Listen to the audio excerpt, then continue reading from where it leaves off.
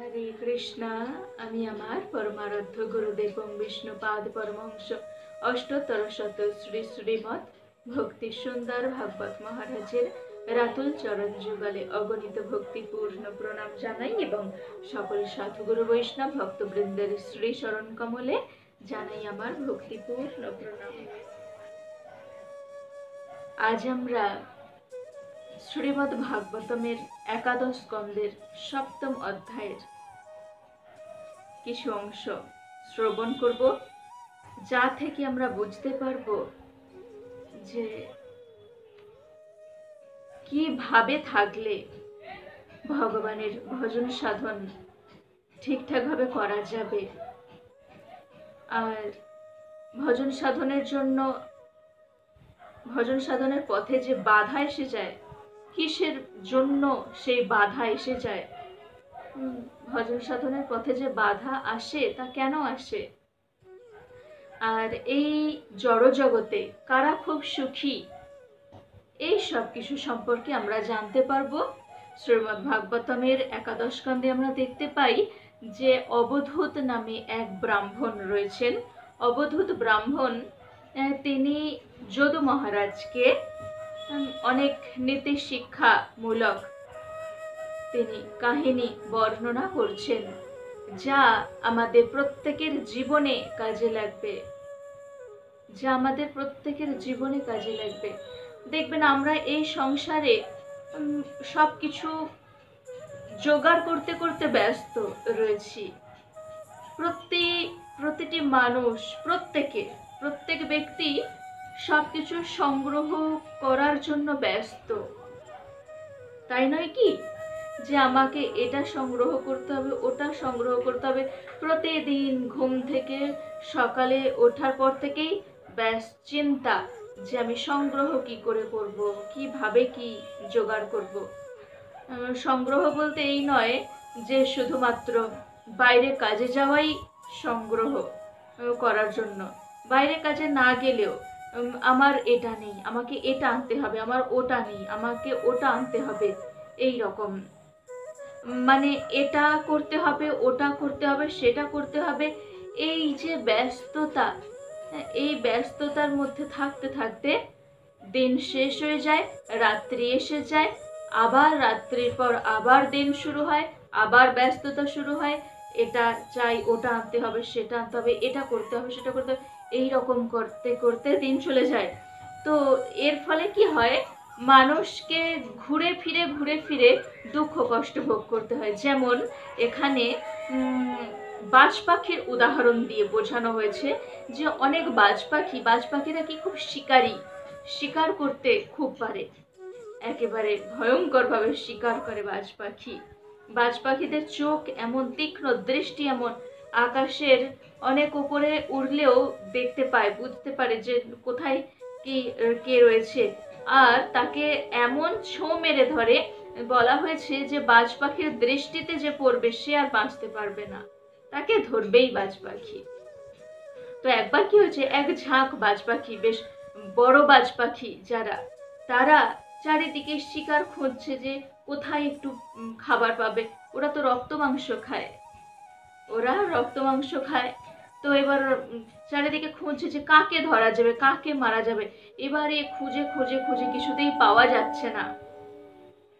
সেই দিন শিকার হলো না, কিছুই পেল না। তখন এবার সেই বড় বাজ পাখিরা ঘুরতে দেখলো যে একটি দুর্বল বাজ পাখি, এদিকে সবল বাজ পাখিদের ঝাঁক, আর একদিকে দুর্বল একটি বাজ পাখি, তার কাছে শিকার করেছে, তার কাছে কিছু মাংস রয়েছে। এবার সেই দুর্বল বাজ পাখির কাছ থেকে সবল বাজ পাখিরা তার ওই খাবারটা নিয়ে নেবার জন্য এবার আক্রমণ করতে থাকে, ঝাঁপিয়ে পড়তে থাকে তার প্রতি। এটাই তো বাস্তব পরিস্থিতি। তো এটাই, সবল মানুষরা নিজেদেরকে পরিপুষ্ট করার জন্য, নিজেদের সুবিধা ভোগের জন্য, নিজেদের চাহিদা পূরণ করার জন্য, নিজেদের ইচ্ছা পূরণ করার জন্য, পরিবার পরিজনদের সুখে রাখার জন্য, নিজের আধিপত্য বজায় রাখার জন্য কি করে, দুর্বলদেরকে আঘাত করে, দুর্বলদের উপর অত্যাচার করে তাদের কাছ থেকে সবকিছু ছিনিয়ে নিতে চেষ্টা করে। এবার সেই সবল বাজপাখিরা দুর্বল বাজপাখির দিকে ঝাঁপিয়ে ছোঁ মেরে নিয়ে নেবে বলে ঝাঁপিয়ে আসছে, তাকেই মেরে ফেলবে এমন। তখন শেষ পর্যন্ত দুর্বল বাজপাখি কি করবে, ওদের সাথে কি করে লড়াই করবে? তাহলে দেখুন, এই জগতের তার প্রিয় জিনিস তখন তার কাছে প্রিয় কি? তার কাছে সেই মুহূর্তের তার কাছে প্রিয় ছিল তার ওই যেটা সে স্বীকার করেছে সেটা মাংস। তো সেটা সে কি করলো, ফেলে রেখে প্রাণের ভয়ে ছুটলো, যে ওরে বাবারে এ যায় যাক আমার প্রাণ থাক বলে প্রাণের ভয়ে ছুটে চলে গেল। আর সবল বাজ পাখিরা তা একেবারে নিয়ে নিল, নিয়ে নিজেদের মতো করে খেয়ে ফেলল। তো তাহলে দুঃখ কষ্ট কিসে আসে? আমাদের যেটা সব থেকে প্রিয় জিনিস, যেটা আমাদের মনে হয় যে এটা আমার খুব প্রিয়, আর সেই প্রিয় জিনিসই আমাদেরকে দুঃখ দিতে থাকে। প্রিয় জিনিস কাছে রাখা মানে পরিণামে দুঃখ ভোগ করা। তাই জড়জগতে কোনো কিছু প্রিয় হতে পারে না আমাদের। একমাত্র প্রিয় যদি কিছু হয় তা কৃষ্ণ প্রেম, কৃষ্ণ ভক্তি, ভগবান শ্রীকৃষ্ণকে সেবা করা। ভগবানই আমাদের প্রিয়, প্রিয়জন, একান্ত আপনজন। তো এই জগতে এখানে বলা হয়েছে যে এই জগতে তারাই সুখী। কেমন? দুই ধরনের ব্যক্তি সুখী, যারা শিশুর মতো সরল। শিশুর মতো সরল কারা? শিশুর মতো সরল মানে কি? যে তাদের সাথে কে ছলনা করছে, তাদেরকে কে ঠকাচ্ছে, এটা লাভ করতে হবে ওটা লাভ করতে। শিশুরা কি আপন মনে যা পায় তাই খায়, তাদের আর ওরকম অপরকে ঠকানোর জন্য চেষ্টা করতে হয় না। অপরকে ঠকিয়ে এটা সংগ্রহ করতে হবে ওটা সংগ্রহ করতে হবে এই রকম তাদের মনোভাব নেই।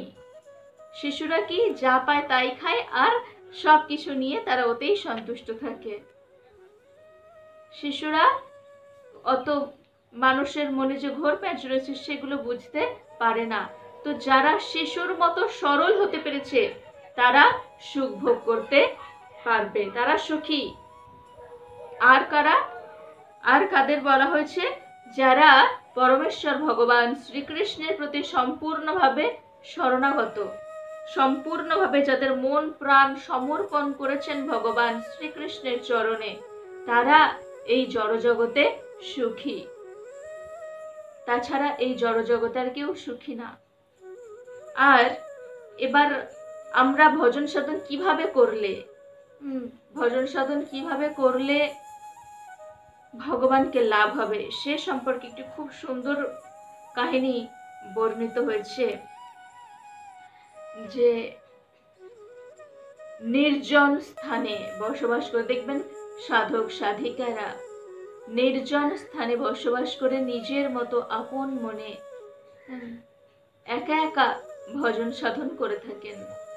একা একা ভজন সাধন না করলে মোহগ্রস্ত হয়ে যেতে হবে কারো সান্নিধ্যে থাকলে। একা একা ভজন সাধন করতে হয়, তবে ভগবানকে লাভ করা যাবে। যার কেউ নেই তার ভগবান আছেন, আর যার কেউ আছে তার কাছে ভগবান নেই। কেউ থাকা মানেই ভগবান থাকবেন না। একজন বালিকা একদিন গৃহে রয়েছে একা। বালিকার পিতামাতা বালিকাকে রেখে, বিবাহযোগ্যা সেই বালিকা, তাকে রেখে আর কোনো কাজের জন্য গেছেন বাইরে। আর ঠিক সেই সময় সেই বালিকার বাড়িতে অতিথিরা এসে গেছেন। অতিথিরা কিসের জন্য এসেছেন? এই বালিকার বিবাহের সম্বন্ধ নিয়ে এসেছেন। এই বালিকা তো এই অতিথিদেরকে দেখে ভালোভাবে আপ্যায়ন করলেন। আপ্যায়ন করে এবার বলছে যে অতিথি তো নারায়ণ, অতিথিকে সেবা করতে হবে। বসতে বলে আর নিজে ভেতরের ঘরে গেছে, গিয়ে ভাবছে যে আমাকে তো রান্না বান্না করতে হবে, রান্না বান্না করতে হবে, অতিথি নারায়ণ, অতিথির সেবা করতে হবে। তো রান্না বান্না করার জন্য চাল বের করেছে, চাল বের করেছে। এবার চাল বের করার পর সেই চাল ভালো করে, সেই কুলো দিয়ে যে চাল পাচড়ে, তো সেই চাল পাচড়ে নেবে। এবার চাল পাচড়ার জন্য সে কিছু চাল নিয়ে কুলোয় রেখে আর চাল পাচড়ছে। এবার সেই বালিকার হাতে তো অনেক চুড়ি ছিল, 2 হাতে চুড়ি ছিল। এবার ওই যে চাল পাচড়বে বা চাল ঝাড়বে, চাল ঝাড়ছে, তো হাতের চুড়িগুলো ঝনঝন ঝনঝন করে আওয়াজ হচ্ছে। তখন সেই বালিকা মনে মনে ভাবছে যে আমার হাতের চুড়িগুলোর আওয়াজ, শব্দ শুনে ওনারা বুঝতে পারবেন যে আমি চাল ঝাড়ছি। আর বোঝা মানে কি, ওনারা হয়তো এটা ভাববেন যে এরা তাহলে তো প্রচুর দরিদ্র, এদের সেরকম অবস্থা ভালো না, পারিবারিক অবস্থা সেরকম ভালো না যে চালে কাঁকড় আছে। বড় লোকদের চালে কাঁকড় থাকে? কাঁকড় থাকে না। হ্যাঁ থাকে অবশ্যই, তবুও কথা যে চালে কাঁকড়, তাহলে তো আমাদের অবস্থা বুঝে যাবেন ওনারা। সেই জন্য সেই বালিকা কি করে, চুড়িগুলোকে খুলে ফেলে, সব 2 হাত থেকে চুড়িগুলোকে খুলে মাত্র দুটো দুটো করে চুড়ি রেখেছে, যে আর সেরকম আওয়াজ হবে না, দুটো দুটো করে চুড়ি রেখেছে। চাল ঝাড়া হয়ে গেল। এবার সেই চাল কি করবে, চাল এবারে গুঁড়ো করবে। সেই চাল যখন গুঁড়ো করবে, চাল গুঁড়ো করাকে কি বলা হয়, চাল কুটবে। তো যখন চাল কুটবে তখন সেই যে চুড়ি দুটো দুটো করে আছে হাতে, সেই দুটো চুড়ি এরকম আওয়াজ হচ্ছে। তখন বলছে দূর বাবা, এরকম আওয়াজ হচ্ছে বলে একটি চুড়ি খুলে ফেলে। একটি চুড়িতে আর কি আওয়াজ হবে? আর আওয়াজ হবে না, আর কোনো রকম ডিস্টার্ব, আর কোনো রকম বিরক্ত কেউ হবেন না। তো এ থেকে আমরা কি বুঝতে পারি, যে একসাথে সবাই মিলে থাকলে সেখানে নানা রকম মনোমালিন্যের সৃষ্টি হয়। আর যারা সাধন ভজন করেন তারা সবসময় একা একা থেকে সাধন ভজন করতে ভালোবাসেন। একা একা সাধন ভজন খুব ভালো হয়। বলা হয়েছে যে নির্জনতা মূর্খের কাছে বন্দিশালা। যারা মূর্খ ব্যক্তি তাদের কাছে নির্জনতা তো বন্দিশালা, আর জ্ঞানীর কাছে তার স্বর্গ। কারণ কি, নির্জন স্থানে থেকে বেশি করে ভগবানের ভজন সাধন করা যায়, একেবারে সম্পূর্ণভাবে ভগবানের প্রতি মনোযোগী হওয়া যায়। তো ভক্তরা কিন্তু স্বর্গ সুখের কামনা করেন না, এমনি কথার কথা এটা। ভক্তরা স্বর্গ সুখ লাভের জন্য চেষ্টা করেন না। ভক্তরা সর্বদা চান যেখানেই থাকি না কেন যেন ভগবানের সেবা কার্যের মধ্যে থাকতে পারি, ভগবানের কৃপা যেন আমাদের মধ্যে থাকে। আর যারা ভগবত ভক্ত তারা একজন কেন বহুজন একসাথে থাকলেও কোনো রকম ভাবে ঝগড়া অশান্তি হয় না। সেরকম নিষ্ঠা পরায়ণ ভক্তরা একসাথে থাকলেও ঝগড়া অশান্তি হয় না। কারণ কি, ওই যে বললাম, এই জগতে দুজন মানুষরা খুব সুখী, যারা শিশুর মতো সরল আর যাদের মন প্রাণ ভগবানের শ্রীচরণে অর্পিত হয়েছে, এই 2 ধরনের ব্যক্তি।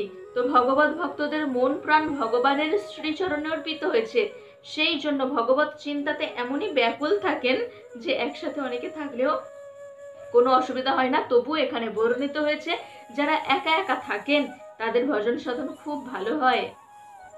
তাই যারা একা থাকেন তারা কখনো দুঃখ করবেন না যে আমি একা আছি, আমার কেউ নেই। কেউ নেই ভাবলেই বুঝে নিতে হবে যে এখনো পর্যন্ত সঠিক জ্ঞান লাভ হয়নি। কারণ পরমাত্মা রূপে আমাদের হৃদয়ে অবস্থিত পরমেশ্বর ভগবান শ্রীকৃষ্ণ সর্বদা আমাদের সাথে আছেন। পরমাত্মা রূপে তিনি সাক্ষী রাখছেন সবকিছু আমাদের কার্যকলাপের।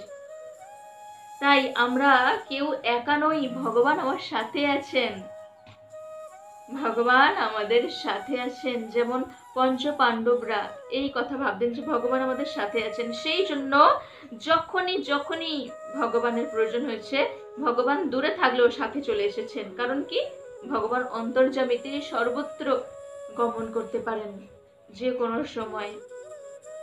ভগবান অনন্ত কোটি বিশ্ব ব্রহ্মাণ্ডের মালিক, তিনি সব কিছু পারেন। তাই ভক্তকে রক্ষা করার জন্য তিনি ভক্তের কাছে সর্বদা উপস্থিত থাকেন। সেই জন্য আমাদেরকে বুঝতে হবে, জানতে হবে যে ভজন সাধনের উপযোগী কি কি, আর ভজন সাধনের পথে বাধা সৃষ্টি করে কি কি, এ কথা ভেবে ভজন সাধন করতে থাকুন।